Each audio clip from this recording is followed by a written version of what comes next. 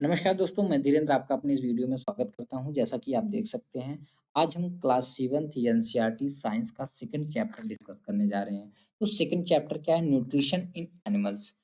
यानी कि जो एनिमल्स होते हैं, जो जानवर होते हैं, उनमें किस टाइप का न्यूट्रिशन होता है। जैसा कि फर्स्ट चैप्टर में हमने क्या पढ़ा था? Nutrition in plants. हमने देखा था कि प्लांट में किस टाइप का न्यूट्रिशन होता है, बट इस चैप्टर में हम देखेंगे दोस्तों कि एनिमल जो होते हैं, जो जानवर होते हैं, उनमें किस टाइप का न्यूट्रिशन होता है। तो स्टार्ट करते हैं। You have learnt in chapter 1 that plants can prepare their own food by the process of photosynthesis, but animals cannot. तो जैसा कि आपने चैप्टर 1 में सीखा था कि जो प्लांट्स होते हैं, वो फोटोसिंथेसिस के प्रोसेस के थ्रू अपना खुद का भोजन प्रिपेयर कर सकते हैं, बट एनिमल्स ऐसा नहीं कर सकते। Animals gate their food from plants. जो एनिमल्स होते हैं दोस्तों, वे अपना फूड कहाँ से प्राप्त करते हैं? प्लांट्स के थ्रू प्राप्त करते हैं। कैसे? Either directly by eating plants, या तो डायरेक्टली ये प्लांट्स को खा जाते हैं, और indirectly by eating animal that eat plant, या तो इनडायरेक्टली ये ऐसे एनिमल को खाते हैं जो जो एनिमल क्या खाते हैं? प्लांट्स खाते हैं। यानी कि अगर मान लो यहाँ पे कोई एनिमल ये है, ठीक है? ये फूड अपना कहाँ से पाएगा? या तो डायरेक्टली ये किसी प्लांट्स को खा जाएगा, यानी यहाँ पे कोई प्लांट्स है, इसको डायरेक्टली खा जाएगा, डायरेक्टली, ठीक है? अगर इसको डायरेक्टली नहीं खा रहा तो इनडायरेक्टली ये क्या करेगा? एक ऐसे एनिमल को खाएगा जो एनिमल इस प्लांट को खाता है, ठीक है? यानी कि डायरेक्टली आप बोलो तो डायरेक्टली ये क्या करता है? या तो प्लांट्स को खा जाता है, या तो इनडायरेक्टली किसी ऐसे एनिमल को खाता है जो कि प्लांट को खाता हो।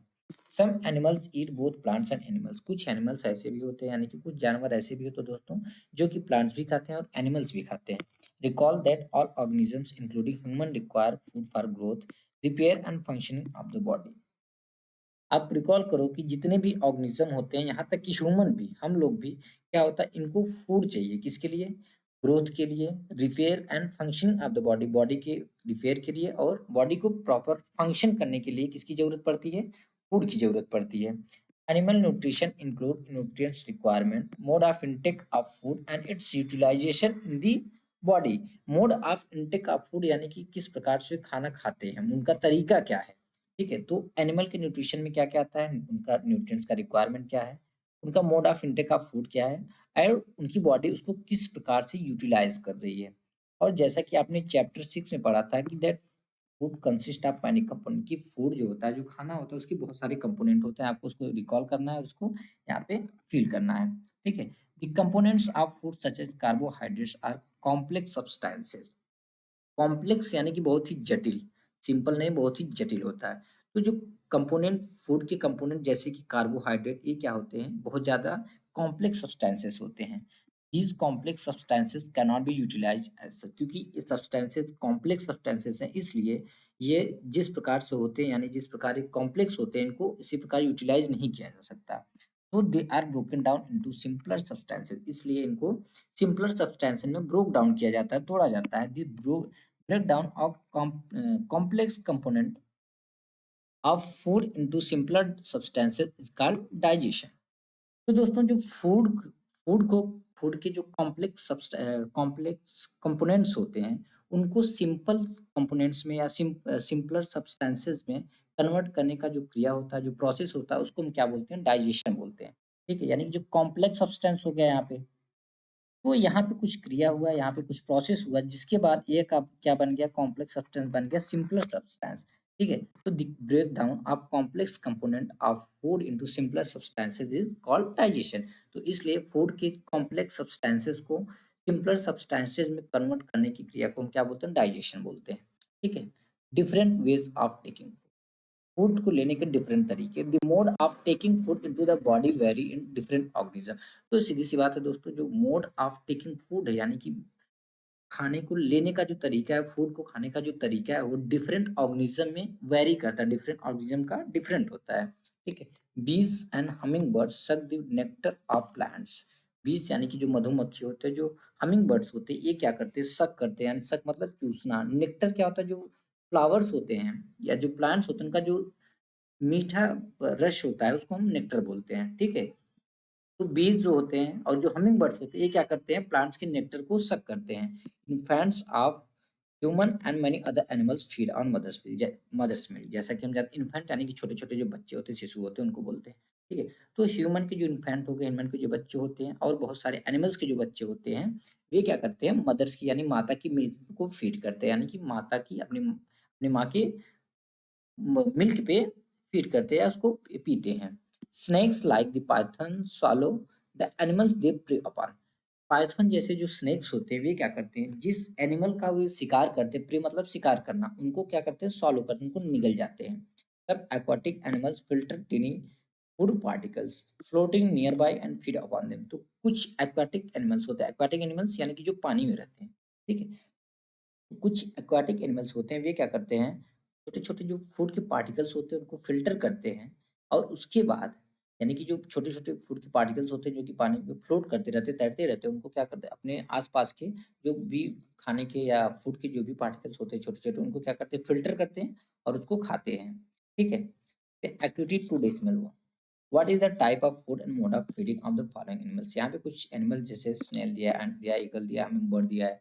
तो इस प्रकार कुछ एनिमल दिए हैं कि और यहाँ पे बोला किस टाइप के फूड खाते हैं और इनका खाने का तरीका क्या है। इसको आपको इसी टेबल के हिसाब से यहाँ पे दिया गया इसी हिसाब से आपको क्या करना है फिल करना है।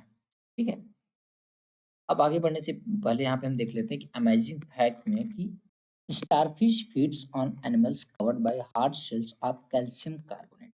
तो दोस्तों जो स्टारफिश होती है वो क्या करती है ऐसे एनिमल्स को खाती है जो कि कैल्शियम कार्बोनेट के हार्ड सेल से कवर्ड होते हैं। ठीक है? यानी ये स्टारफिश हो गया, ये क्या है? ये स्टारफिश है। यह ऐसे एनिमल को खाती है जो कि कैल्शियम कार्बोनेट के हार्ड सेल से क्या होते हैं? कवर्ड होते हैं। ठीक है? After opening the shell, the starfish pops out its stomach through its mouth to eat the soft animal inside the shell. तो क्या करती है जब वह शेल को ओपन करती है स्टारफिश, तो उसके बाद स्टारफिश अपने स्टमक को यानी कि अपने पेट को क्या करती है अपने माउथ के थ्रू बाहर लेके आती है उसको खाने के लिए और उसके बाद क्या करती है जो एनिमल होता है उसको शेल के अंदर जो उसका सॉफ्ट पार्ट होता है उसको खाती है। ठीक है? The stomach then goes back into the body. उसके बाद इसका जो स्टमक होता है, जो इसका पेट होता है वो बॉडी के अंदर चला जाता है और फूड जो है स्लोली धीरे-धीरे क्या होता है डाइजेस्ट होने लगता है। ठीक है? अब देखते हैं हम किस प्रकार स्टारफिश जो है सब एनिमल को यहाँ पे फीड कर रही है। ये देखो हार्ट सेल से युक्त इसका जो एनिमल यहाँ पे छोटा-सा दिख रहा है, इसका जो ये बाहरी हिस्सा है कवर्ड है किससे? हार्ट सेल से। जो हार्ट सेल किसका बना है? हार्ट सेल में कैल्शियम कार्बोनेट है। ठीक है? स्टारफिश इसको किस प्रकार से फीड कर रही है। ठीक है?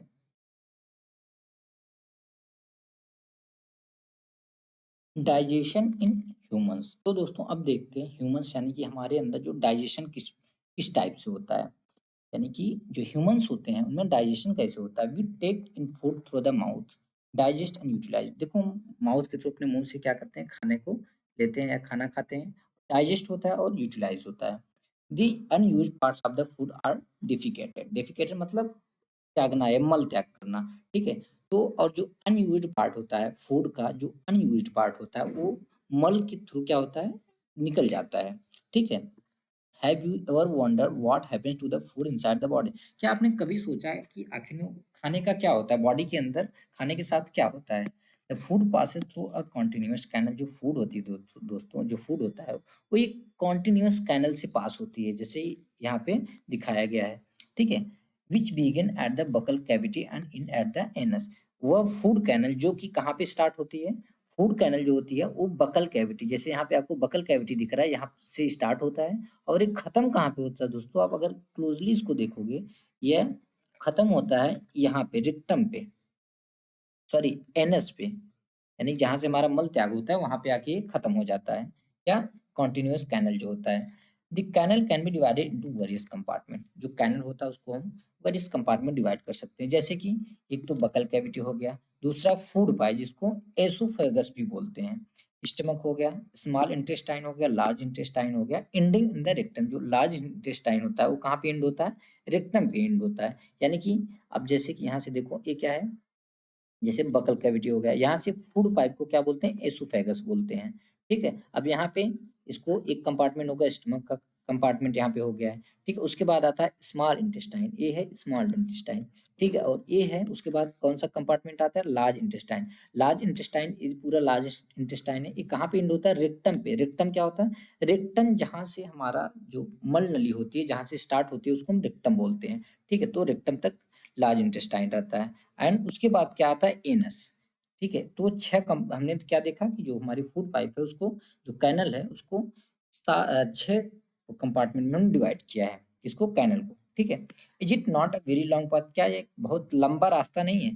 These parts together form the alimentary canal, ये सारे ये सारे पार्ट्स क्या होते हैं, एक साथ मिलकर क्या बनाते हैं, एलिमेंट्री कैनल बनाते हैं, जिसको कि हम और क्या बोलते हैं, डाइजेस्टिव ट्रैक्ट बोलते हैं। The food components gradually get digested as food travel through the various compartment। तो दोस्तों क्या होता है, जो फूड के कंपोनेंट होते हैं वो धीरे धीरे डाइजेस्ट होते हैं जैसे जैसे फूड जो है कि वेरियस कंपार्टमेंट में ट्रेवल करता है। यानी कि कहने का मतलब है कि ऐसा नहीं है कि जो फूड होता है किसी एक स्पेशली किसी एक कंपार्टमेंट में जाके वो डाइजेस्ट हो जाता है, नहीं ऐसा नहीं होता। तो जो फूड के कंपोनेंट होते हैं कुछ यहाँ पे, जैसे कुछ कंपोनेंट यहाँ पे डाइजेस्ट हो गए, कुछ यहाँ पे हो गए, कुछ यहाँ पे हो गए, ग्रेजुअली धीरे धीरे हर हर कंपार्टमेंट में थोड़ा थोड़ा क्या होता है, वो डाइजेस्ट होता रहता है, ठीक है। अब आगे देखते हैं कि the inner walls of the stomach and the small intestine and the various glands associated with the canal such as salivary glands and the liver and the pancreas secrete digestive juices। secrete मतलब निकालना। तो क्या होता है, जो हमारा stomach होता है, जो हमारी स्मॉल इंटेस्टाइन होते हैं, इनकी जो इनर वॉल्स होती हैं यानी अंदर की दीवार, ठीक है, जैसे कि यहाँ पे स्टमक ले लो, इसके अंदर की जो दीवार होती है दोस्तों, और हमारे स्मॉल इंटेस्टाइन की जो अंदर की दीवार होती है, इसके साथ और जो वेरियस ग्लैंड्स हैं, डिफरेंट ग्लैंड्स हैं, किसके एसोसिएटेड, कैनल के एसोसिएटेड, जैसे कि सैलिवरी ग्लैंड्स हो गई, लिवर हो गया, पेनक्रियाज हो गया, ये क्या करते हैं, डाइजेस्टिव जूसेस को सिक्रीट करते हैं, निकालते हैं खाने को डाइजेस्ट करने के लिए, ठीक है। यानी कि फूड इसमें जब जाता है तो जैसे ही फूड पहुंचता है तो ये जो इनका इनर वॉल होता है, किसका इनर वॉल, जैसे कि हमारा स्टमक हो गया, स्मॉल इंटेस्टाइन हो गया, तो एक डिफरेंट टाइप के क्या डाइजेस्टिव जूसेस को ये रिलीज करते हैं, ठीक है, ताकि जो खाना है उसको डाइजेस्ट करने में मदद मिल सके। ये digestive juices convert complex substances of food into simpler one. तो जो डाइजेस्टिव जूसेस होते हैं वे क्या करते हैं, जो फूड के कॉम्प्लेक्स सब्सटेंसेस हैं उनको कन्वर्ट कर देते हैं किसमें, सिंपलर सब्सटेंसेस में, ताकि वो डाइजेस्ट हो सके। The digestive tract and the associated gland together constitute the digestive system. तो दोस्तों जो डाइजेस्टिव ट्रैक्ट होता है और जो एसोसिएटेड ग्लैंड्स होते हैं वे एक साथ मिलकर क्या कॉन्स्टिट्यूट करते हैं, यानी कि क्या बनाते हैं, डाइजेस्टिव सिस्टम को बनाते हैं। Now let us know what happened to the food in different part of the digestive tract. चलो अब यह जानते हैं कि आखिर में फूड के साथ क्या होता है डाइजेस्टिव ट्रैक्ट के डिफरेंट पार्ट में, ठीक है। The mouth and buccal cavity, देखते हैं कि माउथ और बकल कैविटी में क्या होता है। Food is taken into the body through the mouth, हम जैसा कि हम जानते हैं जो खाना है वो बॉडी में किसके थ्रू जाता है, माउथ के थ्रू, यानी कि मुंह के through. The process of taking food into the body is called ingestion. तो जो प्रोसेस है बॉडी का जो प्रोसेस है खाने को लेने का जो प्रोसेस को क्या बोलते हैं, इंजेशन बोलते हैं, ठीक है। We chew the food with the teeth and break it down mechanically into small pieces. तो हम क्या करते हैं, खाने को च्यू करते हैं, च्यू मतलब होता है चबाना, खाने को चबाते हैं हमारे दांतों के थ्रू और उसको ब्रेक करते हैं मैकेनिकली, यानी कि हम अपने से उसको ब्रेक करते हैं छोटे छोटे पीसेस में। Each tooth is rooted in A separate socket in the gums. Gums यानी कि जो मसगुड़ा होता है, जो जो सारे दांत होते हैं दोस्तों, जो हमारे टीथ होते हैं वे सेपरेट सॉकेट में, यानी कि गम्स के सेपरेट सॉकेट में वो फिक्स होते हैं।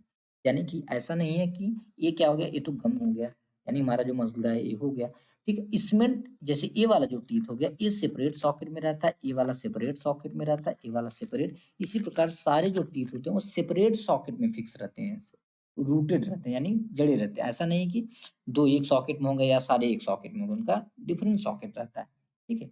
Our teeth vary in appearance, जो हमारे टीथ हैं वो वेरी करते हैं अपीयरेंस, यानी देखने में भी वो डिफरेंट लगते हैं, एंड परफॉर्म डिफरेंट फंक्शन, और वो डिफरेंट फंक्शन परफॉर्म करते हैं, यानी कि उनका काम भी डिफरेंट होता है।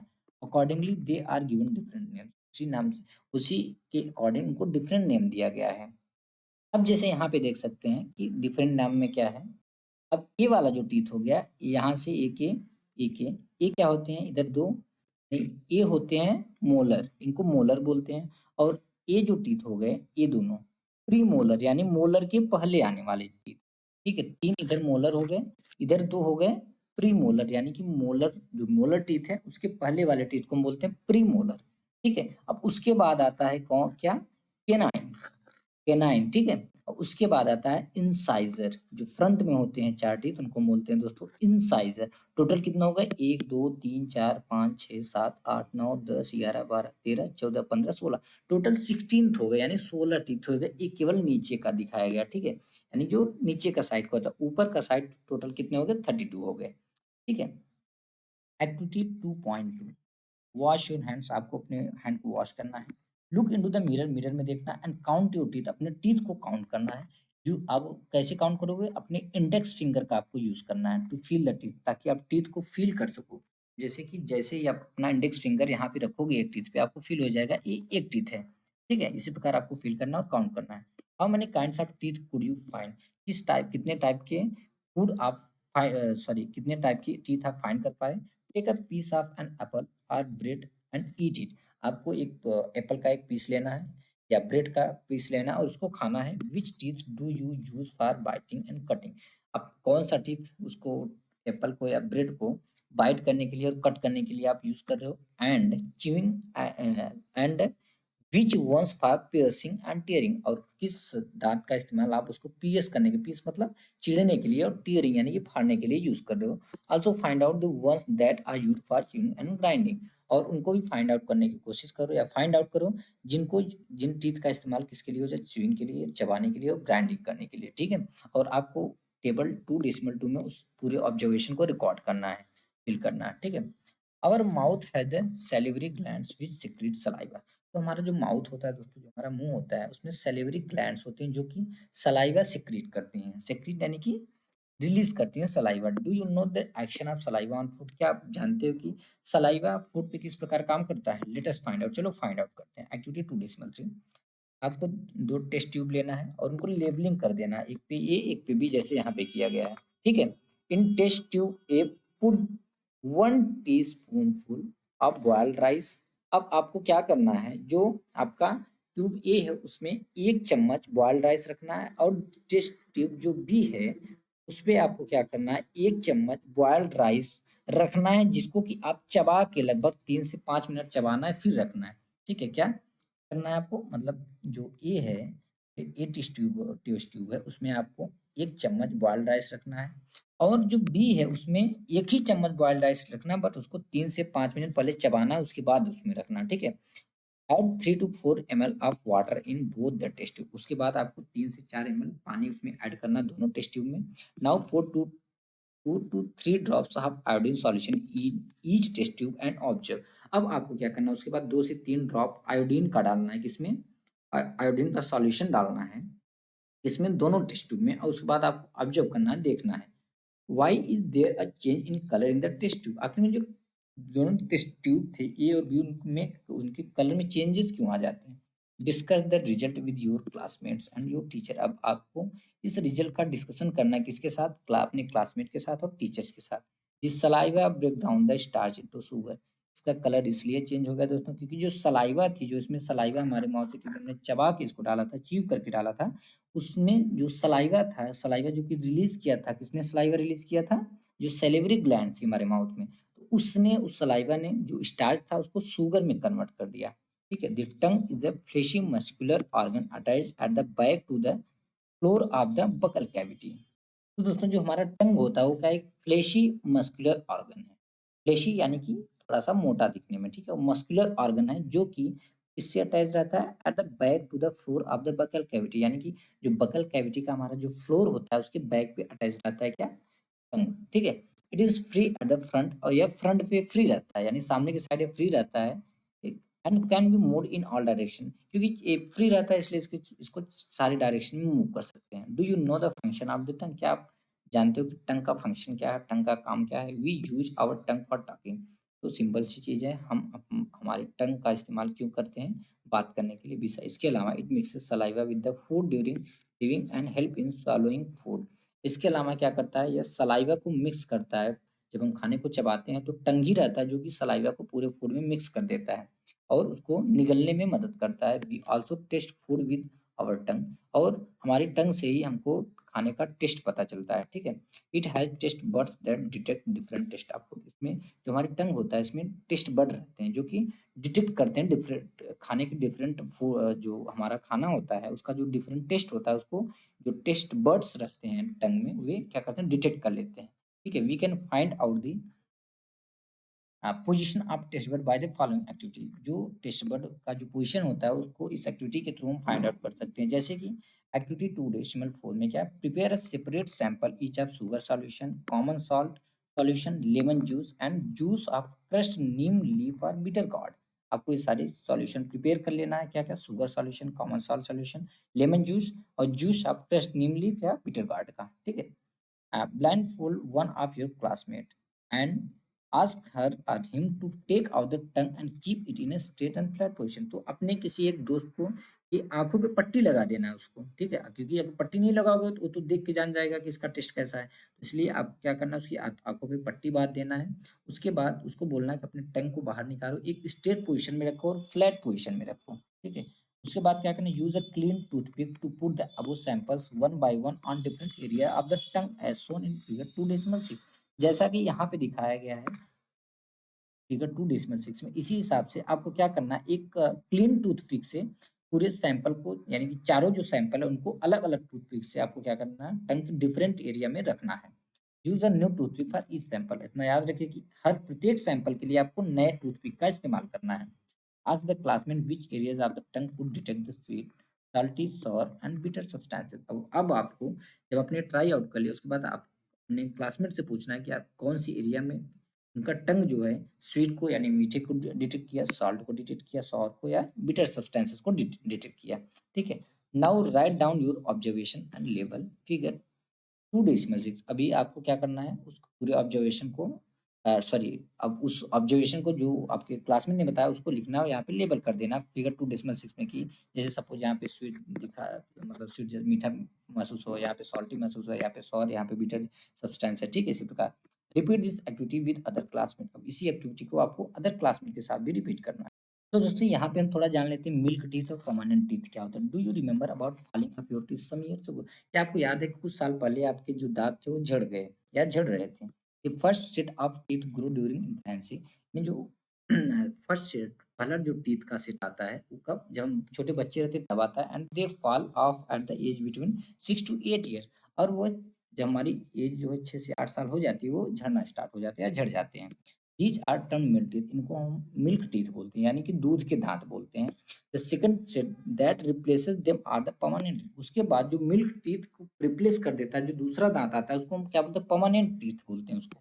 The permanent teeth may last throughout life or fall off during old age are due to some dental disease। तो दोस्तों जो परमानेंट टीथ होता है ये नॉर्मली ब्रोक नहीं होता है, नॉर्मली नहीं गिरता है, या तो पूरी लाइफ रहता है या तो ओल्ड एज में यानी जब हमारी वृद्धावस्था आ जाती है तब यह गिर जाता है जब हम बूढ़े होते हैं, या तो कोई डेंटल डिजीज की वजह से झड़ जाता है, ठीक है, जो हमारा परमानेंट टीथ होता है। Teeth and tooth decay. Normally bacteria are present in our mouth but they are not harmful to us. तो नॉर्मली क्या होता है दोस्तों, हमारा जो माउथ होता है उसके अंदर बहुत सारे बैक्टीरिया प्रेजेंट होते हैं बट वे हमारे लिए हार्मफुल नहीं होते हैं। However, if you do not clean our teeth and mouth after eating, many harmful bacteria also begin to live and grow in it। But दोस्तों अगर खाने के बाद हम अपने माउथ को और अपने दांतों को अच्छे से साफ नहीं करेंगे तो बहुत सारे हार्मफुल बैक्टीरिया वहाँ पे ग्रो होना और रहना स्टार्ट कर देते हैं। These bacteria break down the sugars present from the left over food and release acids. तो ये जो बैक्टीरिया बचते हैं ये क्या करते हैं, जो खाना लेफ्ट ओवर खाना जो मतलब हमारे दांतों के बीच जो खाना रहता है उससे क्या होता है, जो शुगर लेते हैं उसको ब्रेक डाउन कर देते हैं किसमें, एक एसिड में, ठीक है, एक एसिड रिलीज करते हैं। The acid gradually damage the teeth. तो धीरे धीरे वो जो एसिड्स होते हैं वो हमारे टीथ को क्या करते हैं, डैमेज करने लगते हैं। This is called tooth decay. इसको हम टूथ डिके बोलते हैं। If it is not treated in time it causes severe toothache and it in extreme cases result in tooth loss. अगर इनको हम टाइम पे ट्रीटमेंट नहीं करेंगे इससे हमको बहुत ज़्यादा दाँतों में दर्द होता है और एक्सट्रीम केसेस में क्या होता है दोस्तों कि हमारा जो टूथ होता है वो झड़ने लगता है। Chocolate, sweets, soft drinks and the other sugar products are the major culprits of tooth decay. Culprits का क्या मतलब होता है? कल्प्रिट्स का मतलब होता है कि अपराधी। तो जो हमारा टूथ डिके होता है, जो हमारे दाँत खराब होते हैं उसका उसका ज़िम्मेदार कौन होता है? चॉकलेट्स हो गए, स्वीट्स हो गए, सॉफ्ट ड्रिंक हो गया और अदर शुगर्स प्रोडक्ट्स जो होते हैं, ठीक है? देयरफॉर इसलिए one should clean the teeth with a brush और datun and dental floss. Dental floss क्या होता है? Special strong thread which is moved between two teeth to take out trapped food particle. तो डेंटल फ्लश क्या होता है? एक स्पेशल स्ट्रॉन्ग थ्रेड होता है जो कि हम अपने दांतों के बीचों में उसको मूव कराते हैं जिससे कि जो भी ट्रैप्ड फूड पार्टिकल्स वो निकल जाए। ठीक है, इसलिए किसी को वो कैसे टीथ को कैसे क्लीन करना है, दांतों से या ब्रश से क्लीन करना है या तो डेंटल फ्लॉस से। जैसे कब करना है? एटलीस्ट ट्वाइस अ डे, दिन में एटलीस्ट 2 बार। And drink the mouth after every meal, और हमारे मुंह को अच्छी तरीके से वॉश करना है हर हम जब भी हम खाना खाएंगे। Also one should not put dirty fingers और any unwash object in the mouth. किसी को भी डर्टी फिंगर को और अनवॉश ऑब्जेक्ट को हमारे माउथ के अंदर नहीं रखना है। Sometimes when you eat in a hurry, talk or laugh while eating, you may cough, get hiccups or a choking sensation। तो क्या होता है, कुछ टाइम क्या होता है दोस्तों, जब आप जल्दी में खाना खा रहे हो या खाते टाइम बात कर रहे हो या हंस रहे हो, उस टाइम क्या होता है, कफ जैसा यानी खांसी आने लगती है या चोकिंग जैसा सेंसेशन होने लगता है। दिस हैपेंस व्हेन, ऐसा क्यों होता है? When food particles enter the windpipe. तो यह तब होता है जब जो हम खाना खाते हैं वह विंड विंड पाइप यानी जहाँ से हम साँस लेते हैं, जिस पाइप यानी कि हमारा जो साँस लेते हैं तो एयर जिस पाइप से जाती है उस पाइप में चला जाता है। The windpipe carries air from the nostril to the lung. जो विंड पाइप होता है वह एयर को नॉस्ट्रिल से लेके कहाँ लेके जाता है? लंग पे लेके लंग में लेके जाता है। It run adjacent to the food pipe. तो जो हमारा विंड पाइप होता है यह फूड पाइप के एडजेसेंट में रन करता है, यानी कि ये दोनों एक दूसरे के एडजेसेंट हैं। But inside the throat air and food share a common passage. But throat के अंदर जो एयर होता है और जो फूड होता है ये दोनों एक कॉमन पैसेज शेयर करते हैं। दोनों का रास्ता जो है सेम होता है। Then how is food prevented from entering the windpipe? तो किस प्रकार जब दोनों थ्रोट के अंदर दोनों एक ही रास्ते से जाते हैं तो फिर किस प्रकार से जो फूड को हम विंड पाइप में जाने से रोकते हैं? During the act of swallowing a flap like valve closes the passage of the wind pipe। तो जब भी हम खाने को निगलते हैं तो एक फ्लैप जैसा वाल्व जो है कि विंड पाइप के पैसेज को क्लोज कर देता है and guide the food into the food pipe. और फूड पाइप को गाइड करता है कहाँ पे जाने के लिए? फूड को वह फूड पाइप में जाने के लिए गाइड करता है। If by chance food particles enter the windpipe we feel choke, get hiccups और कफ। तो अगर बाई चांस किसी वजह से फूड पार्टिकल्स हमारे विंड पाइप के अंदर चले जाते हैं तो हमको खांसी जैसा फील होता है या कफ आती है। ठीक है। The food pipe, esophagus. The swallowed food passes into the food pipe or esophagus। जो खाने को हम निगल जाते हो तो कहाँ पे जाता है? फूड पाइप में यानी कि एसोफेगस में जाता है, जैसा कि हम यहाँ पे देखे थे। ठीक है, फिगर में। The food pipe runs along the neck and the chest. जो फूड पाइप है किसके अलोंग रन करता है?